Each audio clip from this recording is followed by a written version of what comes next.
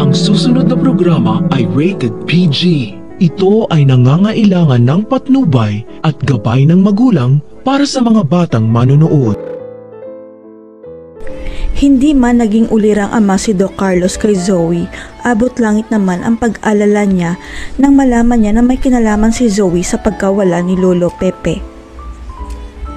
Nang marinig ni Doc Carlos kay Annalyn na pinagbibintangan nito si Zoe, galit na galit siya dahil ayaw niyang iniisipan ng masama ni Annalyn ang kanyang anak sa labas.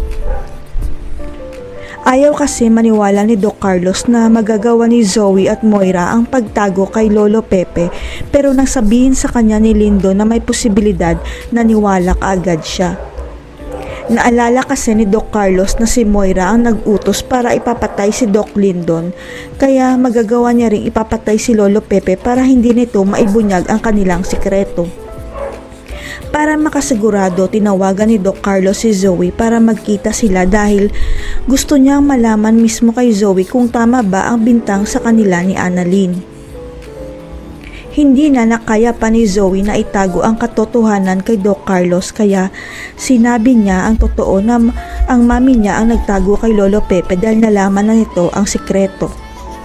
Ang buong akala ni Doc Carlos na bisto na rin ang sikreto niya na siya ang tunay na ama ni Zoe, pero hindi pa pala, kaya abot langit na lang ang pasasalamat ni Doc Carlos.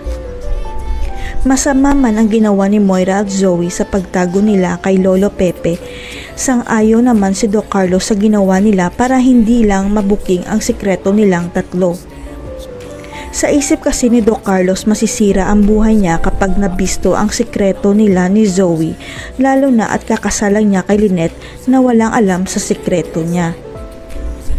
Pero hindi na kailangan na si Lolo Pepe pa mismo ang maglalantad kay Doc RJ na hindi niya tunay na anak si Zoe dahil may makakahuli ng sikreto ni Doc Carlos at Zoe.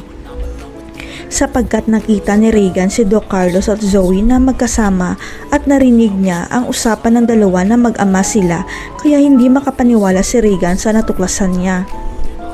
Pero nang niyakap ni Doc Carlos si Zoe, doon na naniwala si Regan, kaya vinidyohan niya ang dalawa para maging ebidensya dahil ipapakita niya ito kay Doc RJ. Matatandaan na si Regan rin ang nakabuking kay Moira na sinuhulan nito ang taga-media para ilantad ang sikreto ni Giselle, kaya gagawin rin niya ito kay Doc Carlos at Zoe. Ipapakita ni Regan ang video ni Zoe at Doc Carlos na magkayakap at maririnig ni Doc RJ ang usapan ng dalawa na tinawag ni Carlos na anak ang akala niyang anak na si Zoe.